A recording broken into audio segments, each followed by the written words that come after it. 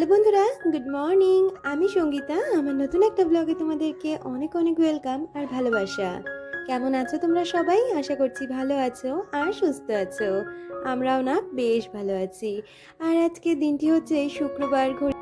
আর ঘড়িতে এখন বাজে সকাল ওই 7টা নাগাদ। তোমাদেরকে সাথে নিয়ে আজকে ব্লগটা এখান থেকে শুরু করছি। আই হোপ ব্লগটা তোমাদের একটু হলেও ভালো লাগবে। উঠেই কদিন ধরে যেহেতু পুজো টুজো নেই, সে কারণে কিন্তু অনেকটাই সকালবেলা উঠে সময় পাওয়া যাচ্ছে। আর ইতিমধ্যে কিন্তু আমার চা খাওয়া হয়ে গেছে। তারপরে তোজো উঠেছিল, তোজোকে কিন্তু আজকে এরকম আমুল দুধ দিয়ে কর্নফ্লেক্সটা দিয়ে দিয়েছি, কারণ আজকে না ওই যে রেড কাউয়ের দুধটা আমি ব্যবহার করি সেই দুধটা শেষ হয়ে গেছিলো। আর কালকে যে হাজব্যান্ডকে বলবো সেটাও আমার মনে ছিল না, তাই ঘরে আমুল দুধ ছিল ওটা দিয়ে ওকে কর্নফ্লেক্সটা দিয়ে দিয়েছি। আর তারপর যথারীতি চলে এসেছি এদিকে টিফিনটা বানিয়ে নিতে। আজকে একদম না ফ্রিজে কটা চিকেন ছিল সেটা দিয়েই সাদামাটা একটু রাইস করে দেবো, ওই বিরিয়ানির মতন করে। আর আজকে থেকেই জানো তো তোজোর এক্সাম শুরু, তাই এই সকালটা একটু ব্যস্ততা, মানে এদিকে টিফিনও করার একটা ব্যস্ততা আছে, সাথে করে কিন্তু তোজোকে পড়তে বসানোর এই সব দিকেরও একটা চাহিদা রয়েছে। আসলে পরীক্ষা হয়তো হয় বাচ্চাদের, কিন্তু তার থেকে বেশি পরীক্ষা বা টেনশন হচ্ছে বাচ্চার মাদের। তো সেরকমই একটা ব্যাপার। ওইদিকে কিন্তু আমি টিফিনটা বসিয়ে দিয়ে তোজোকে পড়তে দিয়ে এসেছি, মানে বলেছি খেয়ে দিয়ে তারপরে কিন্তু পড়াটা একটু শুরু করো। যদিও বা আজকে পড়ার কিছু নেই, আজকে ম্যাথ এক্সাম রয়েছে, শুধু বলেছি একটু চোখ বুলিয়ে নাও তাহলেই হয়ে যাবে। আর ও জানো তো ম্যাথসটা করতে ভীষণ পছন্দ করে, তাই ওটা নিয়ে খুব একটা চাপাচাপি জোরাজুরি আমি করি না। ওদিকে ওকে কটা বললাম তুমি এগুলো দেখে নাও, আর আমি ওইদিকে না মানে রান্নাটা বসিয়ে দিয়ে বেশ কিছু জামা কাপড় ছিল যেগুলো সকালেই ধুয়েছিলাম কিন্তু মেলা হয়ে ওঠেনি, এখন সেগুলোকে একে একে মেলে দিচ্ছি। ওই যে আকাশটা দেখো না, একবার মেঘ করছে, একবার রোদ উঠছে, আবার হাওয়া দিচ্ছে, মানে সব মিলিয়ে মিশিয়েই আজকের আকাশটা কীরকম একটা বিচ্ছিরি টাইপের। তবে রোদ উঠলে বেশ ভালো লাগছে, গরমও দিচ্ছে, সাথে করে কিন্তু আবার মাঝে মধ্যে হট করে মেঘ করে আসছে, মানে বর্ষার ওয়েদারটা যেমন হয়, কখন মেঘ কখন বৃষ্টি বোঝাই যায় না। তো যাই হোক, জামা কাপড়গুলো তো মেলে দিলাম, আর তারপরে এসে দেখলাম এদিকে রাইসটা মোটামুটি আমার হয়ে গেছে। আর আজকে বিরিয়ানিটা করেছি আমি, কিন্তু রাইসটা আগে থেকে করিনি, শুধু চালটা ভিজিয়ে রেখেছিলাম। চিকেনগুলো আগে পেঁয়াজ ভেজে নিয়েছিলাম, আর তারপরে মশলা হিসেবে আদা রসুন দিয়েছি, আর বিরিয়ানি মশলা নুন হলুদ যেগুলো দিতে হয় সেগুলোই দিয়েছি। আর তার সাথে চালটা ভেজে যতটা পরিমাণ চাল দিয়েছিলাম, মানে 1 কাপ চাল দিয়েছিলাম, সাথে 2 কাপ জল দিয়ে ভালো করে কিন্তু রান্নাটা করে নিয়েছি। আর বিরিয়ানি এই কারণেই বললাম, এই রাইসটার মধ্যে কিন্তু আমি মিঠা আতর, গোলাপ জল, কেওড়া জল খুব সামান্য পরিমাণে দিয়েছিলাম। তো যাই হোক, এদিকে তোজোকে টিফিন প্যাক করে দিয়েছি। আজকে আর এক্সট্রা করে কোনো টিফিন দিইনি। আসলে ওদের টাইমিংটা না, মানে পরীক্ষার শিডিউলটা এরকম টাইমের, কী টিফিন দেবো আমি ঠিক বুঝে উঠতে পারছি না। আসলে ওদের স্কুল টাইমিংয়েরই ছুটি, কিন্তু 1.5 ঘন্টার এক্সাম, সেই 9:30 থেকে 11:30 অবধি এক্সাম চলে। তো সেক্ষেত্রে ওই 11টা অবধি হয়তো এক্সাম চলে, তার মধ্যে ওদের শর্ট টিফিন পড়ে যায়। তবে আজকে শর্ট টিফিন হবে কি হবে না সেটাও বুঝতে পারছি না, নাকি একেবারে লং টিফিন হবে সেটাও বোঝা যাচ্ছে না। তো যাই হোক, প্রথম দিন গেলে তারপরেই বোঝা যাবে কীরকম ওদের শিডিউলটা সেট করেছে। অন্যান্য স্কুলে কী হয়, পরীক্ষার পরে বাচ্চাদের ছুটি দিয়ে দেয়, এদের কিন্তু সেটা না, এদের স্কুল টাইমিংয়েই ছুটি দেবে। তো যাই হোক, ওদিকে তোজোকে পাঠিয়ে দিলাম, ওর বাবার সাথে ইচ্ছে ছিল জানো তো যে আমিও আজকে একটু যাব, কারণ তোমরা তো জানোই তোজোর এক্সামের সময় আমি যাই ওকে দিতে, সে গাড়িতে হোক বা স্কুলে। এই কদিন আমি না গাড়িটা অফ করে দিই, আমি নিজে গিয়ে স্কুলে দিয়ে আসি দুজনে মিলে। তবে হাজব্যান্ডের আবার অফিসে বেরোনোর তাড়াহুড়ো ছিল, তাছাড়া ওর আবার পুজো দেওয়ার বিষয় ছিল, সেক্ষেত্রে বললাম ঠিক আছে আজকে গাড়িতে চলে যাক, দেখছি সোমবার তো ছুটি, মঙ্গলবার থেকে আবার কি হয়। তো যাই হোক, কথা বলতে বলতে এদিকে কিন্তু বিছানাটাকে সুন্দরভাবে গুছিয়ে নিচ্ছি। আর এই সাদা চাদরটা পেতে না বিছানাটা সত্যি এত সুন্দর লাগে। আর ওই যে বললাম না, ওয়েদারটা এতটা, মাঝে মাঝে যখন রোদ ওঠে আমার ঘরের ভিতরটাই এত সুন্দর আলো পড়ে, আর সাদা চাদর পাতলে দেখবে ঘরটা ভীষণ বড় বড় লাগে, আর খুব আলো, মানে ঘরটার মধ্যে যেন আলো খেলে, এরকম একটা বিষয় দেখা দেয়। আর এই ম্যাটটা না কালকে আমি বানিয়েছিলাম, মানে ওই তোমাদের বলি না, কাজ করার পরে অনেকটা সময় ফ্রি বসে থাকি, কি করব কিছু মাথাতে আসছিল, যার জন্য এই ম্যাটটা করে নিলাম। এই ম্যাটটা করেছিলাম এই লাকি বাম্বুটা প্লেস করার জন্য।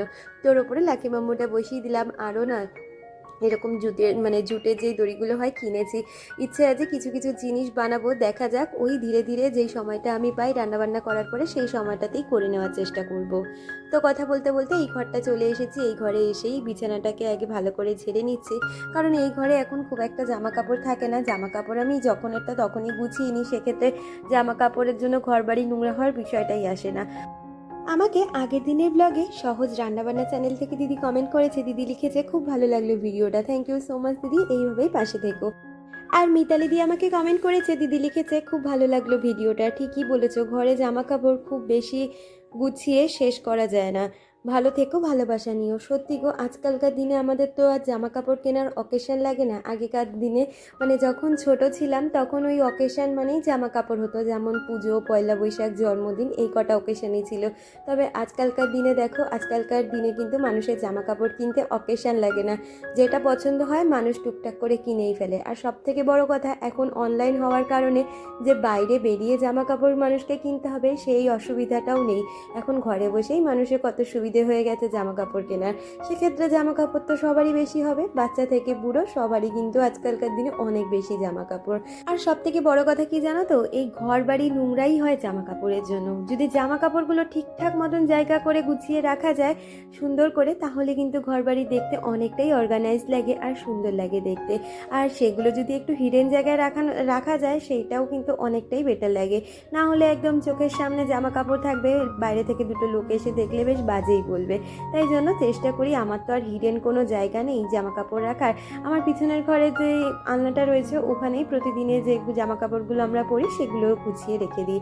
তো যাই হোক, কথা বলতে বলতে আমি কিন্তু সোজা রান্নাঘরে চলে এসেছি। আর এসে আগে কিছু বাসন ছিল, কালকে দুপুরের পর থেকে আর বাসন গোছানো হয়নি, তাই আগে বাসনগুলোকে গুছিয়ে নিলাম। আর তারপরে এইদিকে চালটা নিয়ে ভাতটা বসিয়ে দিয়েছি।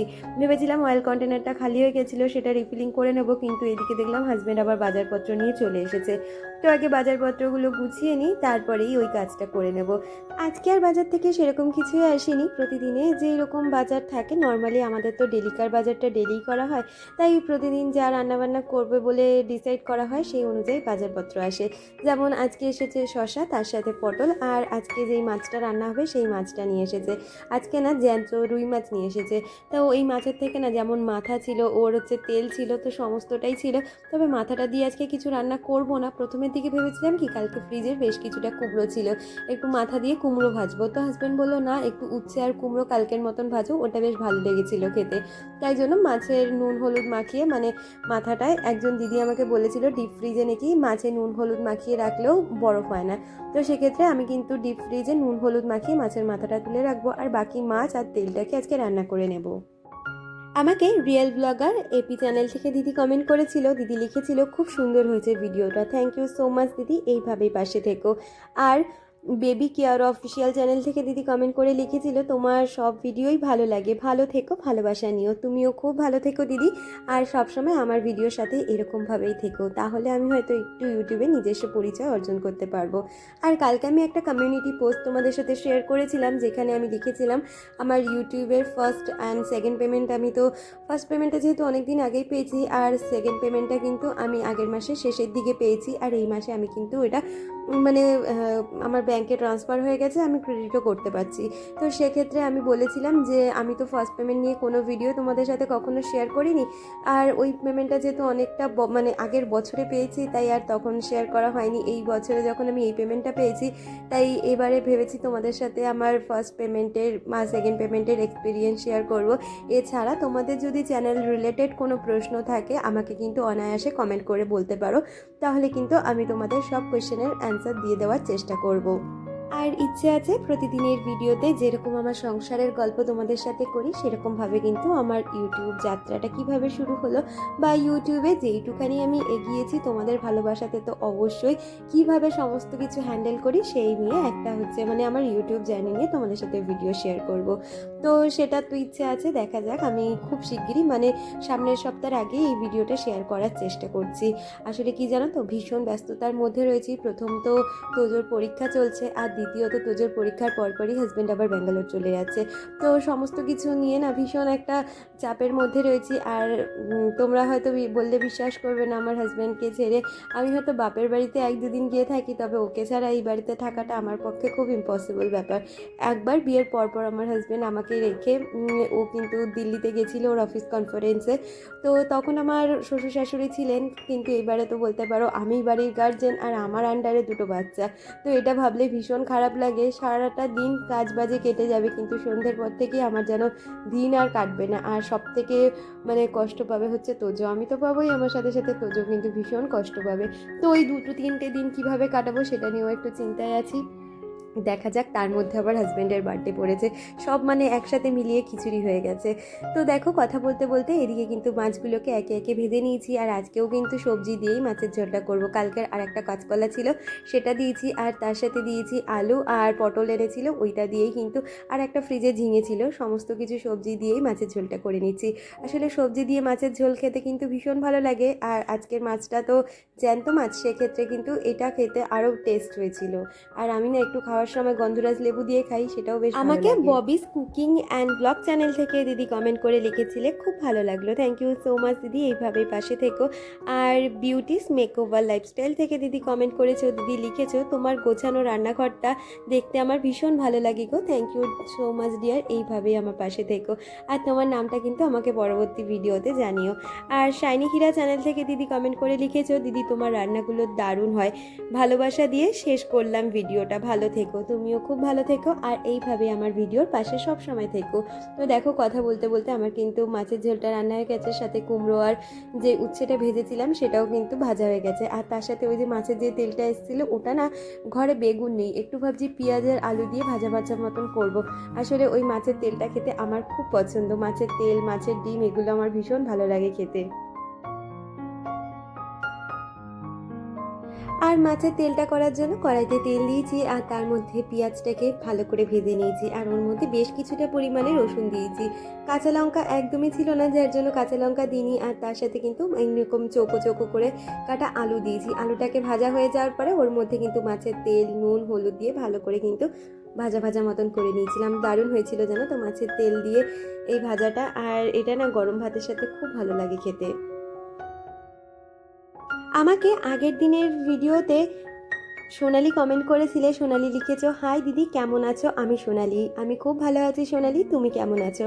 আমার ছেলে সোনা তোজোকে দেখতে চায়, একবার সোনাইকে হাই করে দিতে বলো তো, তাহলে সোনাই খুব খুশি হবে। নিশ্চয়ই আমি তোজোকে বলবো তো সোনাইকে যাতে হাই করে দেয়। তো হাই সোনাই, কেমন আছো, তোজোর তরফ থেকে আমি তোমাকে আজকে জানালাম। নেক্সট ভিডিওতে তোজো দাদাকে সামনে ডেকে নিয়েই কিন্তু আমি তোমার হাই শোনাবো, ঠিক আছে। তো দেখো কথা বলতে বলতে আমি কিন্তু রান্নাবান্না শেষে রান্নাঘরটাকেও সুন্দরভাবে পরিষ্কার করে গুছিয়ে নিচ্ছি। আর এই কাজটা তো আমি প্রতিদিনই করে থাকি, আর আজকেই বা কেন করব না। তবে কি জানো তো, শরীরটা না মাঝে মধ্যে ভীষণ খারাপ লাগছে, হয়তো না ওয়েদারের জন্য হচ্ছে। আর সব থেকে বড় কথা, আজকে সকালে ওঠার পর থেকে ভীষণভাবে মাথা যন্ত্রণা করছে। আর আমার জানো তো মাইগ্রেনের যেহেতু প্রবলেম রয়েছে, একবার যদি এই মাথা যন্ত্রণা শুরু হয়, হাজারো ওষুধ খেলে আমি এটা কমাতে পারবো না। আমি তো স্যারিডনের কোনো কাজই হয় না ওষুধে, আমি ডার্ট খাই, তাতেও আমার মাথা যন্ত্রণা কমে না। এমনকি মাথা যন্ত্রণা শুরু হলে আমার বমি সব হবে, এরকম একটা বিষয়। তো যাই হোক, আজকে রান্নাবান্না শেষে ভাবছিলাম কি খাবো, আজকে একটু ছাতুর শরবত খাবো। তবে প্রতিদিনের মতন না ওই চিনি তো খাই না, নুন দিয়ে আর লেবু রস দিয়ে খাবো প্রথমে ভেবেছিলাম। তারপরে সবাই দেখি কি এরকম পেঁয়াজ, তারপরে কাঁচা লঙ্কা, ধনেপাতা দিয়ে যেহেতু ছাতুর শরবত খায়, আমিও একটু ট্রাই করলাম আজকে একটু পেঁয়াজ ধনেপাতা দিয়ে ছাতুর শরবতটা করে নেওয়ার। তবে জানো তো, পেঁয়াজটা তো হজম হয়েছে, এই ধনেপাতাটা না যতবার ঢেক উঠছে ততবার যেন গ্যাস অম্বল হয়ে যাচ্ছে। তো আজকে সারাটা দিন এই মাথা যন্ত্রণা আর এই গ্যাস নিয়ে ভীষণ সমস্যা হয়েছে। তো যাই হোক, আমি কিন্তু রান্নাঘরের সমস্ত কাজ হয়ে গেছে, সকাল থেকে ঘরের কাজ হয়ে গেছে, এদিকে খেতে বসেছি।